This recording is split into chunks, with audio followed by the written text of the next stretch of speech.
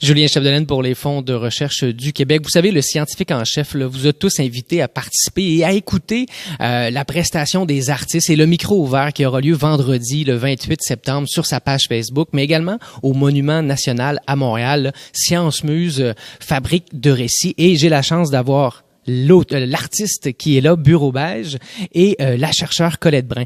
Bureau Beige, en fait, là, c'est une sociologue de formation qui a publié notamment un recueil en 2017, Pensée pour jour ouvrable, qui livrera une prestation littéraire. Vous allez travailler tout le concept des fausses nouvelles. Expliquez-nous un peu à quoi on doit s'attendre sur la scène là, du Monument national.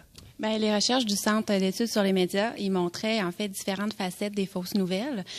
Donc, ça peut prendre les traits d'une propagande, de rumeurs, de parodie, de satire.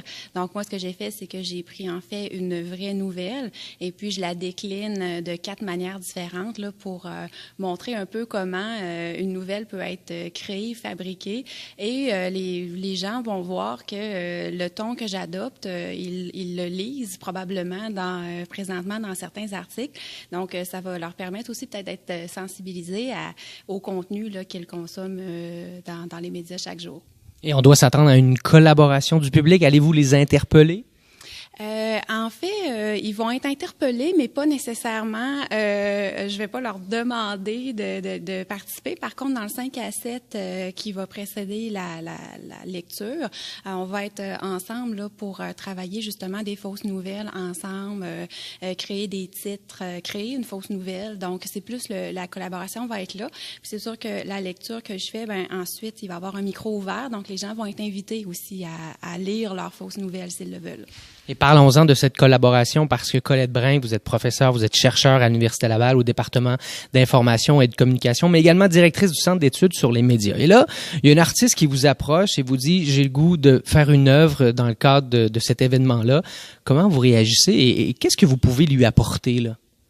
On lui a apporté d'abord un livre qui va paraître dans une semaine ou deux, Fausses nouvelles, nouveaux visages, nouveaux défis, donc qui a été produit par des chercheurs du Centre d'études sur les médias et qui examine justement les différentes facettes d'un problème qui n'est pas entièrement nouveau, mais qui prend des nouvelles formes dans l'espace numérique.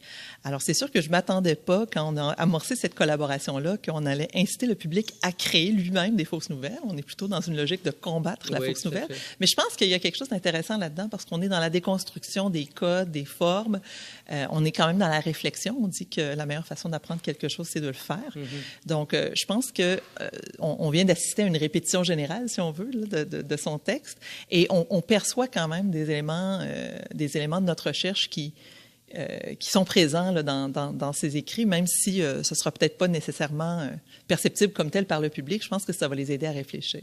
Merci infiniment. C'est un beau défi que vous avez. Et si vous voulez participer à cet événement, c'est possible encore vendredi, le 28 septembre prochain, au Monument national à Montréal, mais également sur Facebook. Là, tout ça va être diffusé à partir de 20h sur la page du scientifique en chef. Un beau mariage entre science et littérature, art de la scène. C'est à ne pas manquer. J'étais donc avec Bureau Beige et Colette Brun pour les fonds de recherche du Québec.